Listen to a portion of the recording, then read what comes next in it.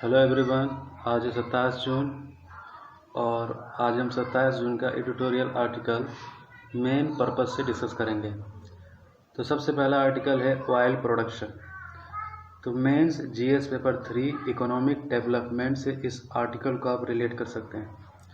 तो oil production पर भारत की क्या सिचुएशन है, व्हाट इज़ द सिचुएशन, क्या है अभी भारत की। तो पहली बात यह है कि भारत तकरीबन 12% crude oil requirement domestic production से पूरा कर लेता है।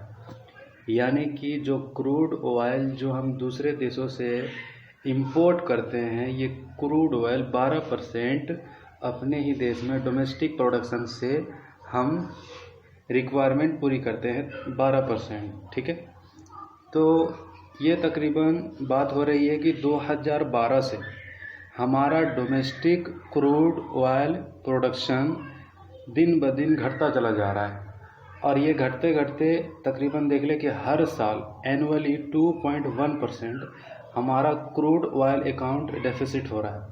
ठीक है, तो वजह क्या है? सीधी सी वजह है कि क्रूड ऑयल 2012 से जितना हमें अभी तक क्रूड ऑयल का जो हमें मिला है, ठीक है, वेल मिला है, ऑयल वेल मिला है, वो डेफिसिट कर रहा है, वो घट रहा है, वो नीचे जा रहा है। ठीक है, और इस वजह से जो तकरीबन 12% ऑफ क्रूड ऑयल हम डोमेस्टिकली जो है पूरा कर रहे थे, वो चीज़ें धीरे धीरे अब नहीं हो पा रही है। 2.1% एनुअली जो है फॉल करता चला जा रहा है।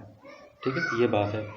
तो वजह यही है, पहला वजह यह है कि लेस प्रोडक्टिव जो है प्रोडक्शन जो है प्रोडक्टिव जो है वहाँ से जो ऑयल वेल है वो कम हो जा रहा है। ठीक है, और दूसरी बात है कि लैक ऑफ न्यू डिस्कवरीज, दूसरा नया डिस्कवरीज नहीं हो पा रहा है। ठीक है, 2012 से जो हमारा डोमेस्टिक क्रूड ऑयल डेफिसिट हो रहा है कि हम नए डिस्कवरीज नहीं कर पा रहे, हमारे पास नहीं हो पा रही है। और दूसरा बात यह है कि इसमें कोई प्राइवेट सेक्टर नहीं है। ठीक है, इसमें स्टेट ऑन करता है, जिसका एक कंपनी है ONGC, ऑयल इंडिया लिमिटेड। ठीक है, ONGC and Oil India Limited and has the participation of very few private player। ठीक है, तो ONGC, ठीक है, जो हमारा कंपनी है, ये प्राइवेट पार्टिसिपेशन जो है इसमें बहुत ही कम है। ठीक है, और प्राइवेट प्लेयर जो है इस फील्ड में इसको अट्रैक्ट करने की ज़रूरत है, जो कि 2012 से हमारा डेफिसिट हो रहा है। The lake of efficiency and competition, देखिए किसी भी फील्ड में कंपटीशन बहुत ही इम्पॉर्टेंट चीज़ होता है। कंपटीशन से चीज़ें इम्प्रूव होती है, क्वालिटी इम्प्रूव होता है और नए नए रिसर्च सामने आते हैं, जो कि क्रूड ऑयल फील्ड में प्राइवेट सेक्टर को हम इनवाइट करेंगे तो ज़्यादा से ज़्यादा इन्वेस्टमेंट, अगर क्रूड ऑयल जो है नए रिसर्च अगर इसमें हो, नई अगर कोई इसमें जो है चीज़ें हमें पता चले, तो हम ज़्यादा बेहतर तरीके से अपने इंपोर्ट को कम कर सकते हैं। तो ये प्राइवेट प्लेयर्स इंपॉर्टेंट क्यों हैं? बहुत इंपॉर्टेंट है।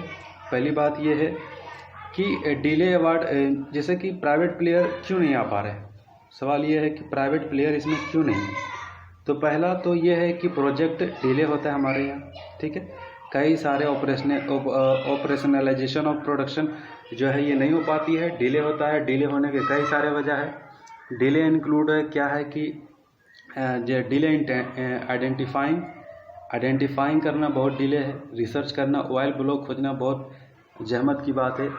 और दूसरा, इन्वायरमेंट क्लियरेंस भी नहीं मिल पाती, चूँकि एक्सप्लोर करेंगे तो कई सारे जगहों पर एक्सप्लोर जब करेंगे तो इन्वायरमेंटल लॉस होगा, तो इन्वायरमेंटली जो है प्राइवेट प्लेयर को क्लियरेंस नहीं मिल पाती है। ठीक है, ये बात है कि इसमें जो है कोई इंटरेस्ट नहीं लेता। और delay in approving field development plan allot from the direct general of hydrocarbon. ठीक है, यहाँ से भी अप्रूवल नहीं मिलता जल्दी। The best case scenario from the allotment production 5 to 7 years, during which the cost escalation of the project hinders many private player for undertaking the project. ठीक है, तो where should government should focus, तो सरकार को जाहिर सी बात है जो हमने इशूज़ डिस्कस किए हैं इसको सॉर्ट आउट करनी चाहिए सरकार को। ठीक है, अगर इसको सॉर्ट आउट कर ले तो फिर आने वाले वक्तों में प्राइवेट प्लेयर्स भी इसमें जो है इंटरेस्ट लेना शुरू कर देंगे। ठीक है, दूसरा आर्टिकल है हमारा कैश ट्रांसफ़र PDS। ठीक है, mains GS paper 3 economic development से आप आर्टिकल को रिलेट कर सकते हैं। तो सिचुएशन क्या है कि तकरीबन नेशनल, जैसे कि बात हो जा रही है कि PDS system, public distribution system, इसमें क्या होता है, पीडीएस क्या होता है, पीडीएस ये होता है कि पब्लिक को जो है राशन प्रोवाइड किया जाता है, ठीक है, राशन प्रोवाइड किया जाता है और बहुत ही जो है सब्सिडाइड प्राइस में प्रोवाइड किया जाता है, सब्सिडाइड्स, ठीक है, ये प्राइस में प्रोवाइड किया जाता है। तो सब्सिडाइज जो है प्राइस क्या होता है। पहली बात यह है कि आप इसको समझ लें कि सब्सिडी जो आप नाम सुनते हैं, सब्सिडी का मतलब क्या होता है कि सरकार एक चीज़ में जो है प्राइस में आपको प्रेफरेंस देती है, प्राइस लो प्राइस में आपको प्रोवाइड करती है, तो उसी को सब्सिडी कहा जाता है। तो पीडीएस में क्या होता है कि जो राशन आप राशन शॉप से, सरकारी राशन दुकान से जो प्राप्त करते हैं, वहाँ पर बहुत ही कम मूल्य में आपको अनाज जो प्राप्त होता है, उसी को सब्सिडाइज्ड प्राइस यहाँ पर बात की जा रही है, ठीक है। तो ये काम किसके अंदर में होता है, नेशनल फूड सिक्योरिटी एक्ट 2003, ठीक है, ये एक्ट के तहत पीडीएस सिस्टम को लाया गया था, ठीक है। तो तकरीबन provide food grain 67% of Indian population subsidised price. तो 2013 के एक्ट में ये बात तय थी कि 67% भारतीयों को सब्सिडाइज प्राइस में फूड जो है प्रोवाइड किया जाएगा सरकार के द्वारा, क्योंकि हमारे देश में एक बहुत बड़ी आबादी जो है ये इतना एफिशिएंट नहीं है कि वो जो है महंगा जो है जो मार्केट से जो है अनाज को खरीद पाए और जो है कर पाए। तो ये चीज़ें जो है सरकार ने 2013 में ये act, national food security act, यानी कि फूड के मामले में जो है लोगों को सिक्योरिटी प्रोवाइड करना कि कम कीमत पर, मूल्यों पर सभी राज्यों को सरकार फूड में सब्सिडाइज करके लो प्राइस में सारे पब्लिक को प्रोवाइड कराने का काम करेंगी। तो 2013 का ये एक्ट में ये बात की गई थी। तो देखिए ये एक बहुत बड़ा इम्पोर्टेंट है, हंगर क्राइसिस को डील करने के लिए 67% ऑफ इंडियन को अगर सब्सिडाइज अगर प्राइस में अगर मिल जाए, मेरा टंग थोड़ा स्लिप हो जा रहा है, तो ये अगर मिल जाए तो हंगर जो कि हमारा एक बहुत बड़ा इशू है, कहा जाता है कि 25% ऑफ चिल्ड्रन हमारे यहाँ जो है कि स्टंटेड है, कुपोषण के शिकार है। और अभी इस बार तो ग्लोबल हंगर रिपोर्ट में हमारी स्थिति बहुत ही ख़राब थी, हमारी तुलना तो अफ्रीकन कंट्री से जो है हो रही थी। तो भारत का रैंक था 102 नंबर पर था भारत, ठीक है, तो ये एक बहुत ही अच्छा खबर नहीं है। तो अब सवाल ये है कि 67% इंडियन को ये बात 2013 के एक्ट में प्रोवाइड मैं ये अल्फाज बोलूँगा ही नहीं, बार बार मेरे मुंह से स्लिप हो जा रहा है, सही से प्रोनाउंसिएशन नहीं कर पा रहा हूँ। तो ये कोविड-19 पेंडेमिक की वजह से, ये क्राइसिस के वजह से भुखमरी जो है बहुत ज़्यादा और हो गई है। तो ऐसे में सरकार को अगर इस पीडीएस सिस्टम को अच्छे तरीके से इम्प्लीमेंट कर दे सरकार, तो बेहतर होगा आने वाले वक्त के लिए और फिलहाल जो अभी सिचुएशन बनी है इसके लिए। तो इसके लिए अभी देखिए अभी सिचुएशन क्या है, एक सर्वे के में ये बताया गया है तकरीबन लॉकडाउन में 89% ऑफ रूरल समझ रहे हो, रूरल मतलब ग्रामीण क्षेत्र, ठीक है, और 69% ऑफ अर्बन मतलब शहरी, ठीक है। तो ये बताया जा रहा है कि 89% रूरल और 69% अर्बन, इन्होंने कहा है, रिस्पॉन्ड किया है कि ये एक्सेस कर पा रहे, गवर्नमेंट जो फूड जो दे रही है पीडीएस के थ्रू के माध्यम से, इसको वो एक्सेस कर पाने में, लॉकडाउन की बात है कि लॉकडाउन में ये सक्षम है कि वो एक्सेस कर पा रही है 89% ग्रामीण इलाके में और 69% अर्बन इलाके में। तो ये बात हो गई। और जहाँ तक क्रेडिट ट्रांसफ़र की बात थी, ठीक है, जन धन ट्रांसफ़र जो था, अकाउंट में जो ट्रांसफ़र करने की जो बात थी, इनके बारे में ये बात है कि 30% लोग ही जो है ये ट्रांसफ़र को रिसीव कर पाए। पैसा जो सरकार के द्वारा दिया गया तो ये 30% ही रिसीव हो पाए, इसको अच्छे तरीके से इम्प्लीमेंट नहीं कर पाए। लेकिन जहाँ तक सवाल है पीडीएस सिस्टम का, 89% 69%, इसको याद रखिएगा। तो इकोनॉमिक सर्वे ये बात करती है कि पीडीएस को और ज़्यादा फूड सब्सिडी को इंक्रीज करनी चाहिए, हायर। तो ये कही जा रही है कि पीडीएस, देखिए एक सवाल ये भी है कि सरकार जो है PDS system, public distribution system को जो है इंक्रीज करती है, तो इससे क्या होता है कि सरकार के ऊपर जो है फिस्कल डेफिसिट हायर होने का जो है ये ये एक इम्कान होता है। लेकिन बात ये की जा रही है कि देखिए डायरेक्ट बेनिफिट ट्रांसफ़र तो इंस्टेड अगर इम्प्लीमेंट नहीं कर पा रहे तो फूड ग्रेन जो है प्रोवाइड कराना बहुत ही इम्पोर्टेंट है हमारे अभी की सिचुएशन में, ठीक है। तो बेनिफिट ऑफ कैश ट्रांसफ़र की जहाँ तक बात है कि देखिए enable household to invest in better diet than the conditional allotment of the food grain in PDS। तो इनेबल नहीं है, कंडीशन लोगों की ऐसी नहीं है कि वो बेटर फूड जो है डाइट अपने से जो है परचेज कर पाए, तो ये PDS सिस्टम बहुत ही ज़्यादा कारगर है। It can reduce the fiscal deficit and food subsidy bill of government. तो सवाल ये है कि सरकार क्या कर सकती है कि अगर कैश बेनिफिट ट्रांसफ़र अगर ना दे करके अगर PDS सिस्टम को अच्छे से इम्प्लीमेंट कर दे तो सरकार की फिस्कल डेफिसिट जो है कम हो सकती है, ये बात की जा रही है। और जहाँ तक करेंटली FCI की बात है, फूड कॉरपोरेशन ऑफ इंडिया, देखिए PDS सिस्टम को रेगुलेट करने का काम FCI के पास होता है। FCI क्या करती है ना, FCI जो है अनाज खरीदती है, ठीक है। अनाज खरीदती है किससे? उन किसानों से जो MSP सरकार प्रोवाइड करती है, मिनिमम सपोर्ट प्राइस। तो FCI के पास ये लोग जाकर के अनाज बेचते हैं। और FCI जो है 2013 के एक PDS सिस्टम जो बनाया गया है, ये PDS पब्लिक डिस्ट्रीब्यूशन सिस्टम तक जो है अनाज प्रोवाइड कराती है, ठीक है। FCI समझ लीजिए बहुत ही इंपॉर्टेंट है।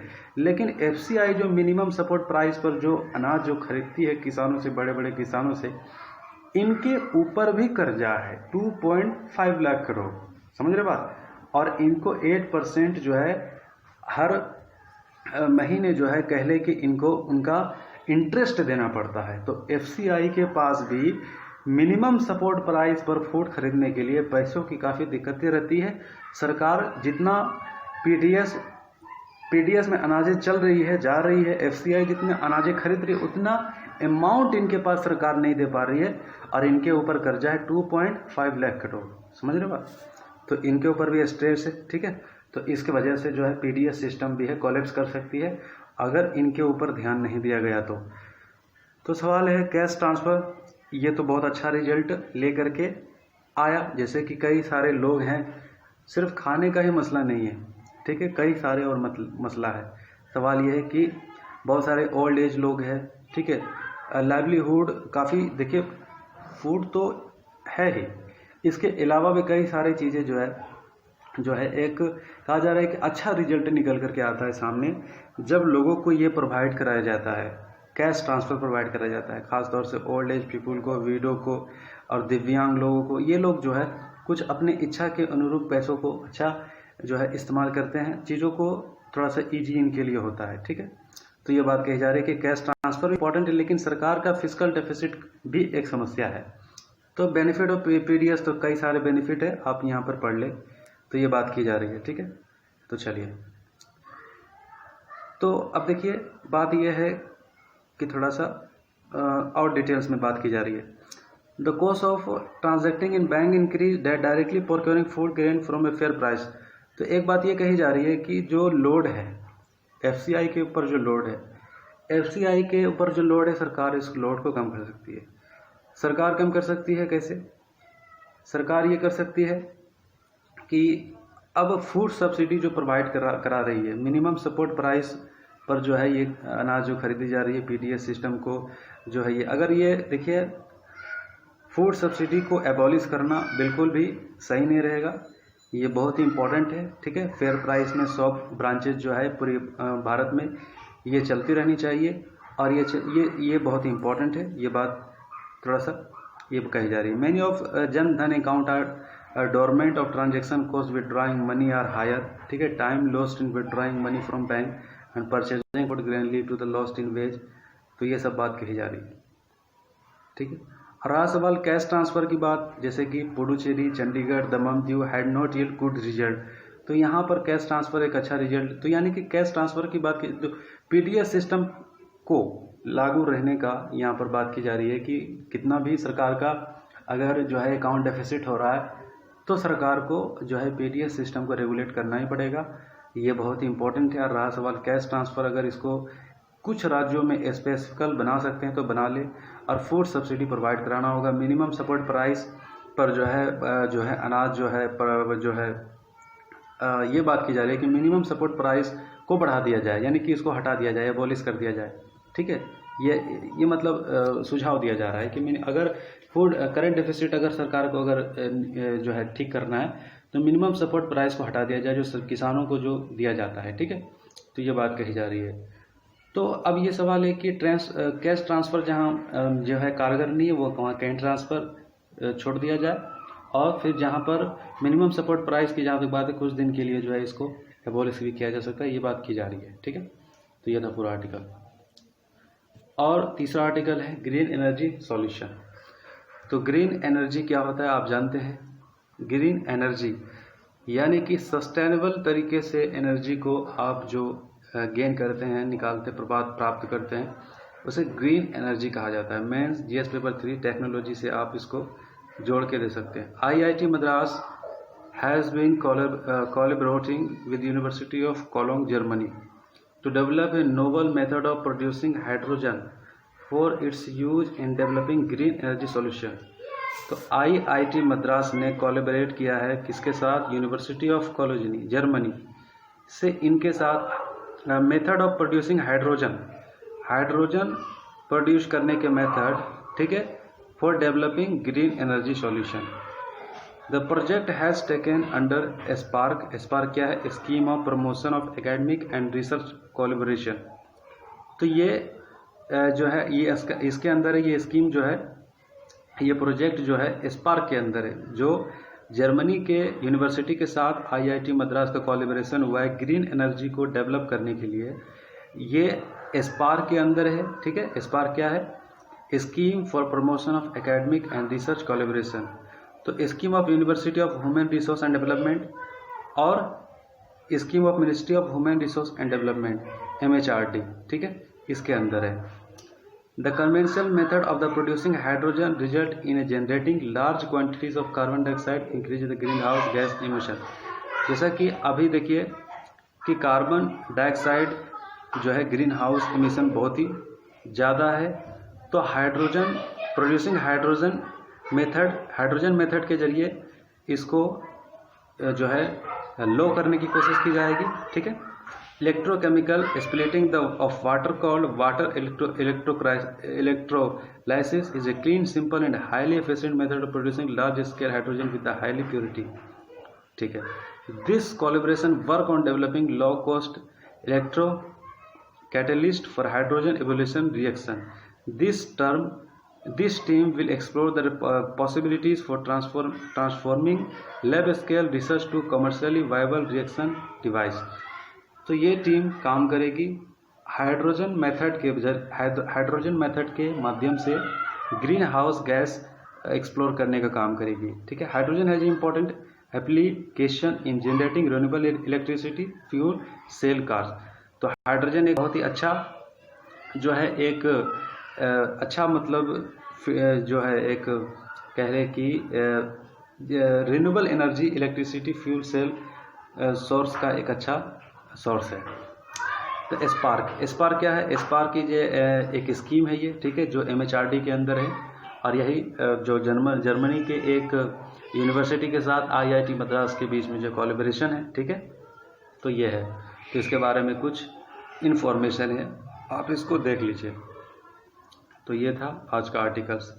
आई होप थोड़ा आज मैं अटक गया, लेकिन आपको आर्टिकल समझ में आया होगा। ठीक है, तो जो मैं जहाँ पर अटका उन चीज़ों पर ध्यान ना दें। ठीक है, और जो भी आपको बताया गया है आप उसके बारे में रोक करके आप डिटेल से इसको पढ़ें और समझें। ठीक है, थैंक यू।